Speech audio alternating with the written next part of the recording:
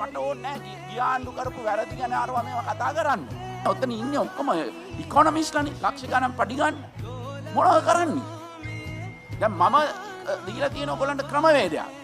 ඒක ඔයගොල්ලන්ට කරන්න බැරි නම් හෙට උදේ වෙනකොට ඔයගොල්ලන්ට දෙන්න පුළුවන් ක්‍රමවේදය මට ඉදිරිපත් කරන්න. බලන්න අනිත් රට small and medium size businesses බේර ගන්න කරන වැඩ කොහේ අපේ අය කරනවා.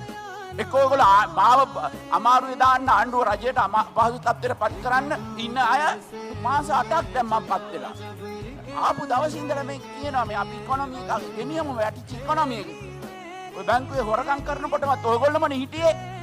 ඒවයිද ඒගොල්ලන්ට සහයෝගය දුන්නා නම් ඇයි මම මේ ඉල්ලන සාධාරණ දෙයට වැඩ කරන්න බැරි? මම ඉල්ලන්නේ මට මේක හදන්න ඉඩ දෙන්න. දැන් අපිට තියෙන්නේ මේක ඉකොනොමික් ක්‍රයිසිස් එකක පහලටම වැටෙන්න ඉස්සෙල්ලා මේක ගොඩ ගන්න.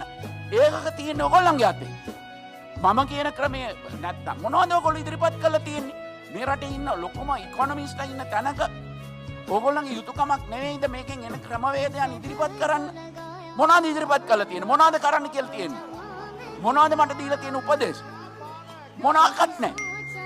මම කල්පනා කළා මේව බලලා මම කියපු එක කරන්නවත් ඔයගොල්ලෝ ඉදිරිපත් වෙන්නේ. ඒකටත් બ્લોක් කරනවා. මට කියන්න තියෙන්නේ එච්චරයි. කරුණාකරලා මම කියන දේ පුරු කරන්නේ නැත්නම් ඕගොල්ලන්ගේ එක හෙට උදේ වෙනකොට දෙන්න.